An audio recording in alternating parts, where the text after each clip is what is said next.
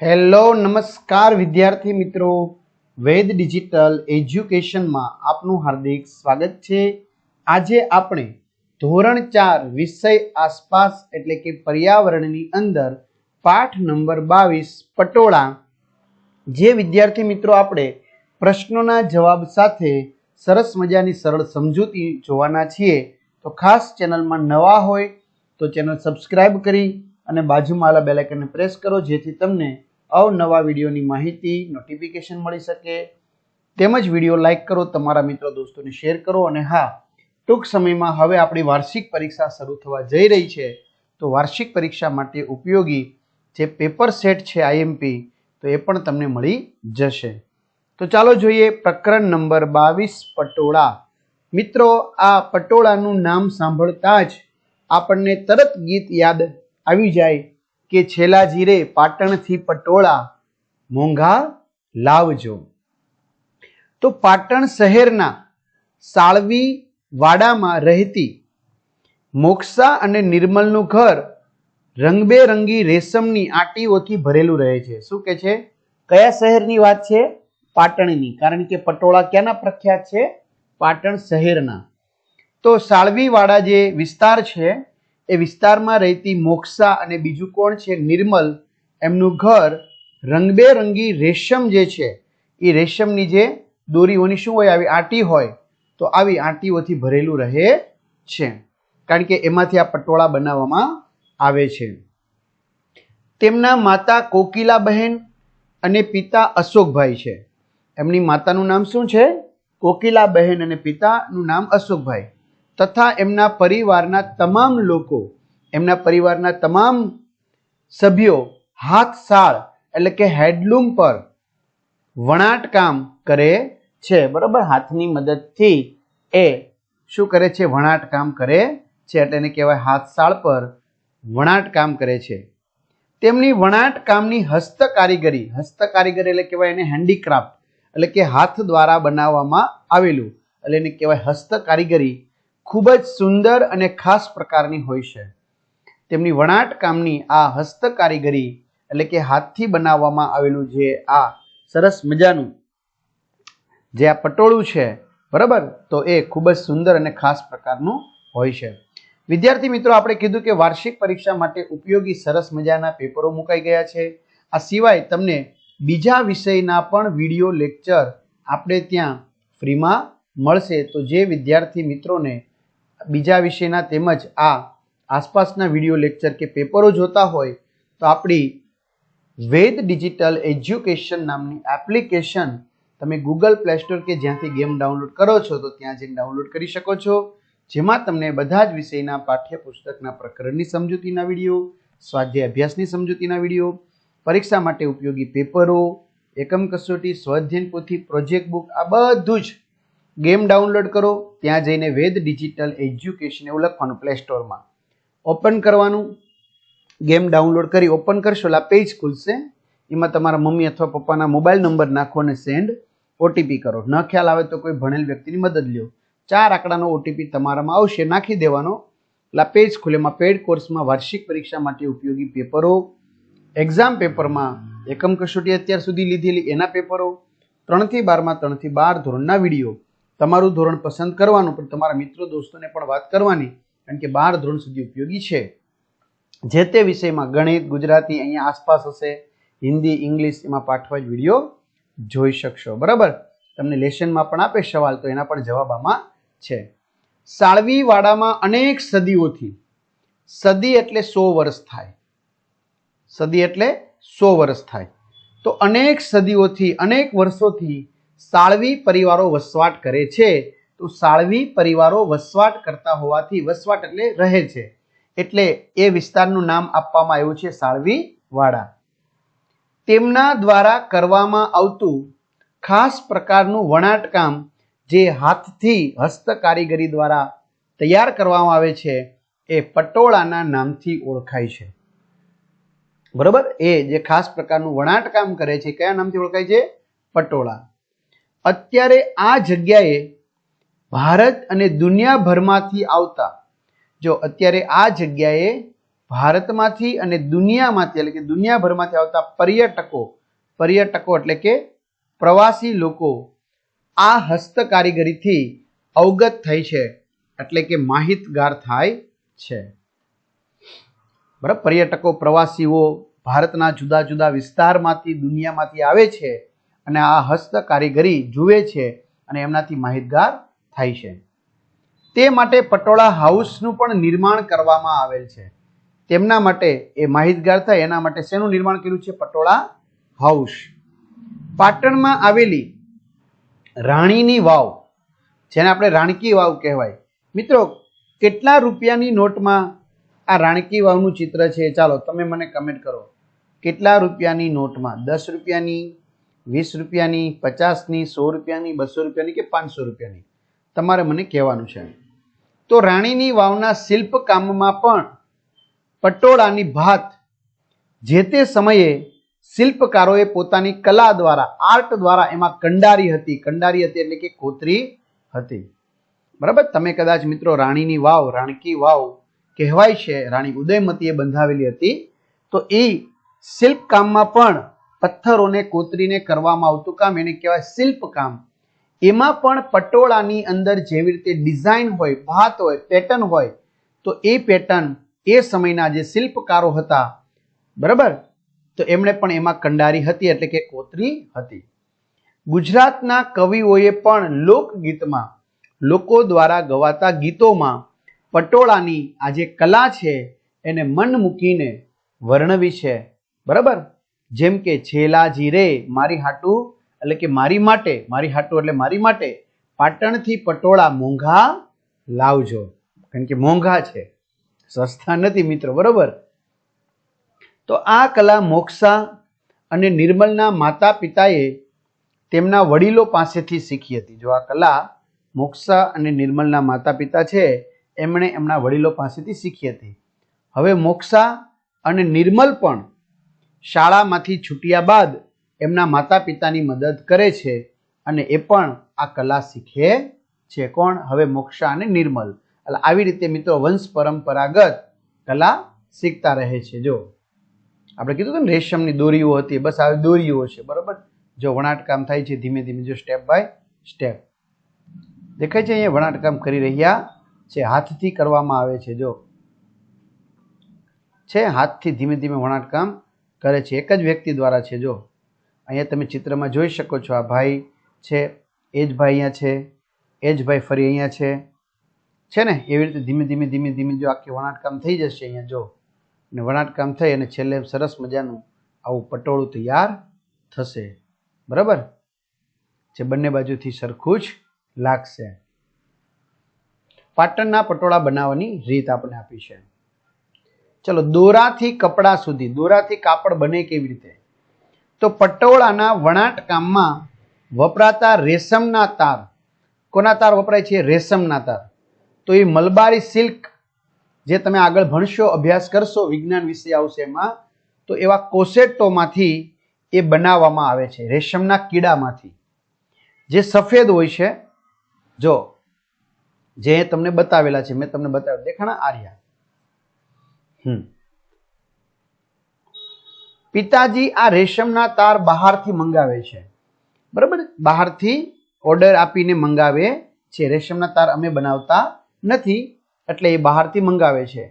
રેશમના તારને ખોલી તાણા એટલે કે ઊભા તાર અને વાણા એટલે આડા તાર બનાવવામાં આવે છે. મિત્રો ખાસ ધ્યાન રાખજો, તાણા વાણા, તાણા એટલે ઊભા તાર અને વાણા એટલે આડા તાર બનાવવામાં આવે છે. ત્યાર પછી તેના પર ડિઝાઇન પાડવામાં આવે છે, ભાત પેટર્ન પાડવામાં આવે છે. ડિઝાઇન વાળા તારને યોગ્ય માપ લઈને દોરી બાંધવામાં આવે છે. જો ડિઝાઇન વાળો જે તાર હોય એને યોગ્ય માપ લઈ અને પછી દોરી બાંધવામાં આવે છે, જેને બાંધણી કામ કહેવાય. શું કહેવાય? બાંધણી. તો મિત્રો ત્યાંની બાંધણી પણ વખણાય છે. જે ભાગમાં રંગ કરવાનો હોય તે ભાગના દોરા છોડી તેના પર માપ મુજબ રંગ કરી તેને ફરીથી બાંધી દેવામાં આવે છે. જો જે ભાગની અંદર રંગ કરવાનો હોય તે ભાગના દોરાને છોડી દેવામાં આવે, પછી તેના પર માપ સાઈઝ મુજબ રંગ કરી અને ફરી બાંધી દેવામાં આવે. આ કામ ખૂબ જ મહેનત અને સમય માગી લે છે. જો આ કામમાં ખૂબ જ મહેનત થાય છે અને ખૂબ જ સમય લાગે છે. તાણા અને વાણા, ઊભા તાર અને આડા તાર પર ડિઝાઇન અને રંગકામ થયા પછી તેને વણાટ માટે શાળ ઉપર ગોઠવી અને વણાટકામ કરવામાં આવે છે. તો શાળ ઉપર ગોઠવી વણાટકામ કરવામાં આવતું હોવાથી આ લોકોને શાળવી કહેવાય છે. આમ 4 થી 6 માસની મહેનત, વિદ્યાર્થી મિત્રો વાંચો બરાબર, 4 થી 6 માસની મહેનત, હાર્ડવર્ક પછી સુંદર અને રંગબેરંગી પટોળું તૈયાર થાય છે. એમ તરત 2-5 દિવસમાં તૈયાર નથી થઈ જતું, 4 થી 6 માસનો સમય લાગે છે. તાણા અને વાણા, આડા તાર અને ઊભા તાર અને આડા તાર પાક્કા રંગોથી રંગાયા હોવાથી, પાક્કો કલર હોય એમાં પાક્કા રંગોથી રંગવામાં આવતા હોવાથી, કારણ કે હોય સફેદ ને, એટલે રંગાયા હોવાથી રંગ ધોવાઈ જવાનો પ્રશ્ન જ રહેતો નથી. નહીતર શું થાય, ઘણીવાર કપડાં હોય મિત્રો એવો આછો રંગ હોય, બરાબર, પછી તમે એને પાણીમાં પલાળો તો ઘણીવાર એમાંથી કલર નીકળતો હોય, રંગ નીકળતો હોય. પણ આમાં તાણા ને વાણા, આડા અને ઊભા તાર જે છે એ પાકા કલરના હોવાથી એમાં રંગ નીકળવાનો કોઈ પ્રશ્ન આવતો જ નથી. પટોળાનું ટકાઉપણું એટલે કે ડ્યુરેબિલિટી અને રંગોની ચમક વર્ષો સુધી તાજી રહે છે. જો પટોળું છે વર્ષો સુધી ટકે છે અને એની જે ચમક છે એ ચમક પણ વર્ષો સુધી જળવાઈ રહે છે. આથી ગુજરાતમાં કહેવત પડી છે, જો આપણા ગુજરાતમાં કહેવત પડી છે, પડી પટોળે ભાત, ફાટે પણ ફીટે નહીં. શું કહે છે, પટોળામાં ભાત પાડવામાં આવી છે તો પટોળું ફાટી જાય પણ એની ભાત છે એ જુદી પડતી નથી, એની ચમક ઘટતી નથી, ફાટે પણ ફીટે નહીં. હસ્ત કારીગરી જોખમમાં છે મિત્રો. હાથ દ્વારા કરવામાં આવતી જે આ કારીગરી છે અત્યારે જોખમમાં છે. કઈ રીતે જોખમમાં છે? તો પટોળા તૈયાર કરવામાં વણાટકામ કરવામાં આવે, ડિઝાઇન કરવામાં આવે અને રંગકામની પણ કરવામાં આવે તો એમના માટે આવડત માટે ચીવટ અને ધીરજ જરૂરી છે. ચીવટ એટલે ચોકસાઈ, ચીવટપૂર્વક નથી કહેતા, ચીવટપૂર્વક એટલે ચોકસાઈપૂર્વક, ચોકસાઈ અને ધીરજ એટલે નિરાત, શાંતિ જરૂરી છે. બરાબર, ઘણા દિવસોની મહેનત માંગી લે છે. કીધું ને 4-6 મહિના જેટલો સમય લાગી જાય છે. મલબારી સિલ્કના તાર એટલે કે રેશમના તાર અને રંગો પાકા રંગ લગાડવાના હોવાથી ખૂબ જ મોંઘા હોવાથી પટોળા ખૂબ જ ઊંચી કિંમતે વેચાય છે. બરાબર, એટલે કે એ બનાવવા માટે જે તાર મંગાવે છે તે, એને રંગવા માટેનો જે રંગ હોય તે એ ખૂબ જ મોંઘા હોય, એટલે પટોળા પણ ખૂબ જ ઊંચી કિંમતે વેચાય છે અને 4 થી 6 મહિના સુધી દરરોજ એમાં મહેનત કરવી પડે, એટલે સમય પણ થઈ ગયો તૈયાર વધારે. પ્રાચીન સમયથી ચાલી આવતી આ હસ્ત કારીગરી સાથે જોડાયેલા 700 પરિવારમાંથી અત્યારે માત્ર 3 જ પરિવારો પટોળાની આ અનમોલ હસ્ત કારીગરીને જીવંત રાખવા મથી રહ્યા છે. મથી રહ્યા છે એટલે કે પ્રયત્ન કરી રહ્યા છે. શું કે છે? પ્રાચીન સમયથી, આજકાલથી નહીં મિત્રો, તમે આગળ ભણશો બરાબર, એટલે કયા રાજવી એ આ લાવ્યા હતા એ તમને ખબર પડી જશે. બરાબર, અને આ જે હસ્ત કારીગરી છે, હાથ દ્વારા કરવામાં આવતી કારીગરી, એમાં 700 પરિવાર હતા. વિચાર કરો, 700 પરિવાર હતા પેલા લાવ્યા ત્યારે. અત્યારે માત્ર 3 જ પરિવાર છે કે જે આ અનમોલ અદ્ભુત, બરાબર, આ જે હસ્ત કારીગરી છે એને જીવંત રાખવા માટે મથી રહ્યા છે. તો વિદ્યાર્થી મિત્રો તમે વિચાર કરો, પહેલાના સમયમાં લોકો આટલું ભણેલા પણ નહોતા, પહેલાના સમયમાં મોબાઈલ કોમ્પ્યુટર પણ નહોતું, છતાંય આવી કારીગરી લોકો પાસે હતી ને એમાંય પાસ કરીને ભારતના લોકો પાસે, એટલે આપણા માટે બહુ ગૌરવની બાબત કહેવાય. બીજા ઘણા બધાએ આ વ્યવસાય છોડી દીધો છે. શું કામ? કારણ કે પટોળા ખૂબ જ ઊંચી કિંમતે વેચાય છે, એટલે વેચાણ કિંમત વધી જાય એટલે લોકો પછી ખરીદે પણ નહીં, કારણ કે મોંઘું હોય તો ન ખરીદે ને.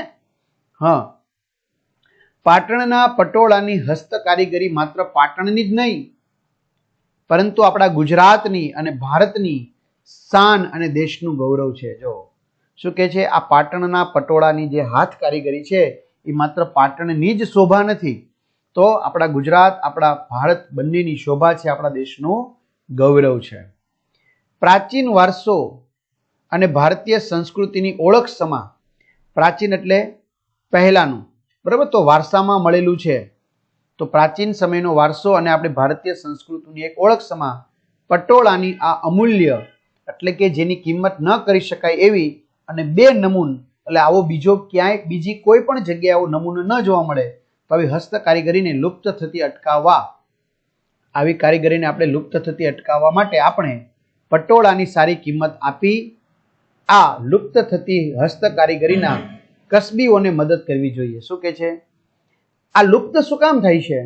કારણ કે લોકોને ઊંચી કિંમત જો એને બનાવવામાં મોંઘું પડે છે, અને આપણે બધાને ખબર છે પૈસા કોને નથી કમાવા, બધાને કમાવા છે. બીજું, એને બનાવતા 4 થી 6 મહિનાનો સમય લાગે મિત્રો, બરાબર? એટલે આશરે 150 દિવસનો સમય ગણો, બરાબર? હવે એક દિવસના આરામથી 500 રૂપિયા તો એને મજૂરી મળવી જોઈએ, 1000 રૂપિયા બી મળવી જોઈએ, તો 1000 રૂપિયા એટલે 3 મહિના ઉમેરવાના. પછી એનો જે ખર્ચો થાય રંગ કામ ને આ તે, એટલે આશરે 2 થી 3 લાખ રૂપિયાની આસપાસ આ પટોળું વેચાય, બરાબર? તો પછી કોણ લેશે? જેની પાસે પૈસા હોય લઈ શકે, બધા તો ન લઈ શકે, બરાબર? એટલે કે છે એટલે ધીમે ધીમે આવી ઊંચી કિંમતનું પટોળું કોઈ ખરીદતું નથી, બરાબર? એટલે પરિણામે એના પરિવારમાંથી બધા ધીમે ધીમે બીજા કામ ધંધામાં જવા લાગ્યા છે. તો શું કે છે, આપણે જો આ જાળવી રાખવું છે તો અત્યારે 3 પરિવાર જ છે, તો હવે શું કરવું પડશે? આપણે ઊંચી કિંમતના આ પટોળા ખરીદવા પડશે. કારણ કે જો પટોળા ખરીદાય તો એ લોકોનું આજીવિકા ચાલે, બરાબર? તો આ જે કારીગરાઈ છે એ જળવાઈ રહે. તો એ કસબીઓને આપણે મદદ કરવી જોઈએ, નહીં તો આ કિંમતી કલા હંમેશા માટે ગાયબ થઈ જશે. કારણ કે 3 પરિવાર છે, હવે જો એમના સંતાનોને નહીં શીખવે તો આ જે કલા છે એ દૂર થઈ જશે, ગાયબ થઈ જશે, પછી અદ્રશ્ય થઈ જશે, પછી કોઈને આવડશે નહીં. કારણ કે હવે 700 માંથી 3 પરિવાર જ વિધા. વિચાર કરો તમે. શું કામ? જો આપણે હજી ઊંચી કિંમતે નહીં ખરીદીએ તો શું થશે? તો એને પૈસા નહીં મળે. પૈસા નહીં મળે તો શું કહેશે કે ચલો આપણે બીજા ધંધામાં જતા રહીએ. ખ્યાલ આવે છે? ચાલો હવે ચર્ચા કરવાની છે. મોક્ષા અને નિર્મલ આ સુંદર કલા તેમના બાળકોને શીખવી શકશે? તો પટોળા તૈયાર કરવામાં વણાટ, ડિઝાઇન અને રંગકામની આવડત માટે ચીવટ અને ધીરજ જરૂરી છે. ઘણા દિવસોની એમાં મહેનત માંગી લે છે. મલબારી સિલ્કના તાર અને રંગો ખૂબ જ મોંઘા હોવાથી પટોળા ખૂબ જ ઊંચી કિંમતે વેચાય છે, પરંતુ એમની સામે ખરીદનારા લોકો ઓછા છે, ખરીદનારો વર્ગ ઓછો છે. ફેશન બદલાતા પટોળાને પસંદ કરનાર વર્ગ પણ ઘણો ઓછો છે, જેને પટોળા પસંદ હોય. આથી 700 પરિવારોમાંથી અત્યારે 3 જ પરિવાર આ કામ કરે છે. લુપ્ત થતી જતી આ કલા તેના કસબીઓ આ કામ ચાલુ રાખશે કે કેમ તે પ્રશ્ન છે. આ સંજોગોમાં મને લાગે છે કે મોક્ષા અને નિર્મલ આ સુંદર કલા તેમના બાળકોને શીખવાડવાને બદલે તેમની બીજા નવા ધંધામાં ગોઠવશે. જો આવ્યું ને? ચાલો તમારી નોટબુકમાં લખો, તમે કોઈને ક્યારેય શાળ ઉપર કંઈ વણતા જોયા છે? તેઓ શું વણી રહ્યા હતા ને ક્યાં? તો હા, મેં શાળ ઉપર વણતા લોકોને જોયા છે. તેઓ શાળ પર કાપડ વણી રહ્યા હતા. આ વણાટકામ મેં મારા મામાના ગામમાં જોયું હતું. વળી આ બાબતને મેં ટીવી પરની ડિસ્કવરી ચેનલ પર આવેલા એક કાર્યક્રમમાં પણ જોઈ હતી. સાડીના દોરા રંગેલા હોય છે. શું તમે બીજી કોઈ વસ્તુ જેને રંગ કરવામાં આવે તેવી જાણો છો? તો હા, ઊનના દોરાઓને રંગવામાં આવે છે, જેમાંથી રંગબેરંગી સુંદર સ્વેટર તૈયાર કરવામાં આવે છે. સાડીઓને પણ મિલોમાં રંગવામાં તથા પ્રિન્ટ કરવામાં આવે છે. વળી ઘરની દિવાલોને પણ સુંદર દેખાડવા માટે રંગવામાં આવે છે, તે જોયું છે. તમે કોઈ બીજું એવું કામ જાણો છો જ્યાં ઘણા બધા માણસો એક જ જગ્યાએ કામ કરતા હોય?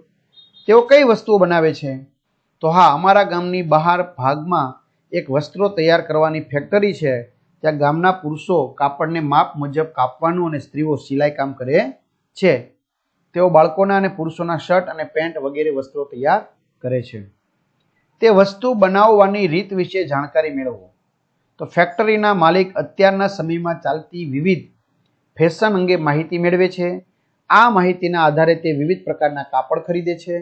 શર્ટ અને પેન્ટની વિવિધ પેટર્ન્સ ડિઝાઇન તૈયાર કરાવે છે. ત્યારબાદ ફેક્ટરીના પુરુષ કામદારો જે તે પેટર્ન મુજબ કાપડનું કટિંગ કરે છે અને સ્ત્રી કામદારો તેને માપ પ્રમાણે સીવીને તૈયાર કરે છે. પછી તે વસ્ત્રોને ઇસ્ત્રી કરી વેચાણ માટે પેક કરવામાં આવે છે. આ વસ્તુ બનાવવા મહિલાઓ અને પુરુષો અલગ અલગ પ્રકારના કામ કરે છે. તો હા, આ પુરુષો પેટર્ન મુજબ કાપડનું કટિંગ કરે છે અને મહિલાઓ તે કાપડને માપ મુજબ સીવવાનું કામ કરે છે. વળી અમુક સ્ત્રી પુરુષો દ્વારા તૈયાર વસ્ત્રોના ઇસ્ત્રી અને પેકિંગના કામ કરવામાં આવે છે. શું આ વસ્તુ બનાવવામાં બાળકો પણ મદદ કરે છે? તો હા, 12 વર્ષથી મોટી ઉંમરના બાળકો શાળામાંથી છૂટ્યા પછી વસ્ત્રોના પેકિંગ કામની અંદર શું થાય છે? તેઓ જોડાય છે, તેઓ પણ મદદરૂપ થાય છે. ચલો શોધી કાઢો ને લખો. લુહાર, સુથાર, કુંભાર સાથે તેમના કામના પ્રકાર વિશે વાત કરો. તો લુહારભાઈ લોખંડમાંથી વિવિધ વસ્તુઓ જેવી કે હળ, પાવડા, કોદાળી, કોષ, દાંતરડા, સાણસી, કાતર, છરી, ચપ્પુ, તાવેથા વગેરે બનાવે છે. એરણ, હથોડો, ઘણ, સાણસી, કાનસ, કાતર, છીણી, ધમણ વગેરે તેમના ઓજારો છે. તેઓ તેમનું કામ કરતા ક્યાં શીખ્યા? તો તેઓ તેમનું કામ કરતા તેમના ઘરે જ વડીલો પાસેથી શીખ્યા. તેમણે કામ કરવા શું શીખવું પડે છે? તો તેમણે કામ કરવા સૌપ્રથમ ધમણ ચલાવતા, ઘણ ઉપાડતા, એરણ અને હથોડા સાથે કામ કરતા શીખવું પડે છે. લોખંડમાંથી જુદા જુદા ઘાટ કેવી રીતે આપવા, લોખંડને કેટલું ગરમ કરવું અને તેને ટીપીને કેવી રીતે તેમાંથી વસ્તુ બનાવવી તે શીખવું પડે છે. તેમણે આ કામ તેમના કુટુંબમાં કે બીજા કોઈ વ્યક્તિને શીખવાડ્યું છે? હા, તેમણે આ કામ પોતાના સંતાનોને શીખવાડ્યું છે. વિદ્યાર્થી મિત્રો, નીચેના કોષ્ટકમાં લોકો દ્વારા થતા જુદા જુદા કામની યાદી આપી છે. આવા કામ કરતા લોકોને તમે જાણો છો? તેઓના નામ પહેલી કોલમમાં લખો. બીજી કોલમમાં તેઓ તેમનું કામ કોની પાસેથી શીખ્યા તે લખો. તો ચાલો, કામનો પ્રકાર. જેઓ આ કામ કરતા હોય તેવા માણસોના નામ. તેઓ આ કામ ક્યાંથી શીખ્યા છે? તો કાપડ વણાટ, તો આપણે ભાટમાં ભણ્યા મોક્ષા અને નિર્મલ ના માતા પિતા. તો એ ક્યાંથી શીખ્યા? એમના વડીલો પાસેથી. રસોઈ બનાવી, સુજાતા અને મનહરભાઈ, તેમની માતાજી અને નાનીજી પાસેથી. સાયકલ રિપેરિંગ કરવાનું સમારકામનું કામ કરશનભાઈ, તેમના કુટુંબના ભાઈ પાસેથી. બસ ચલાવી જીતેન્દ્રભાઈ, ડ્રાઇવિંગ શાળામાંથી. સીવવું અને ભરતકામ નિર્મલા દેવી, તેમના કુટુંબના વડીલો પાસેથી. ગાવું લતા મંગેશકર, તેમના પિતા પાસેથી. ચંપલ બનાવવા સુરેશભાઈ, તેમના પિતા અને કાકા પાસેથી. પતંગ બનાવવા ઇબ્રાહીમભાઈ, તેમના મોટા કાકા અને પિતાજી પાસેથી. ખેતીકામ દલસંગભાઈ, તેમના દાદા અને પિતાજી પાસેથી. વાળ કાપવા નરેશભાઈ, એમના સંબંધી પાસેથી. તો વિદ્યાર્થી મિત્રો, આ રીતે સરસ મજાની સમજૂતી અહીં પૂર્ણ થઈ છે. તમને આ વિડીયો કેવો લાગ્યો છે ચોક્કસથી કમેન્ટ કરજો. ચેનલમાં ન હોય ચેનલ સબસ્ક્રાઇબ કરજો, બાજુમાં બેલ આઇકન પ્રેસ કરજો, વિડીયો લાઇક કરજો. અને હા, પરીક્ષા માટે ઉપયોગી જે પેપર તમારે તૈયારી માટે જોવે છે તો એ આપણે અહીંયા એપ્લિકેશનમાં પેડ કોર્સમાં મુકાઈ ગયા છે, તો વહેલી તકે મેળવી લેજો, જે તમને સારામાં સારા 90%થી પણ વધુ ટકાવારી પ્રાપ્ત કરવામાં મદદરૂપ થશે. તો અહીં સુધી રાખીએ. અસ્તુ. જય હિન્દ, જય ભારત.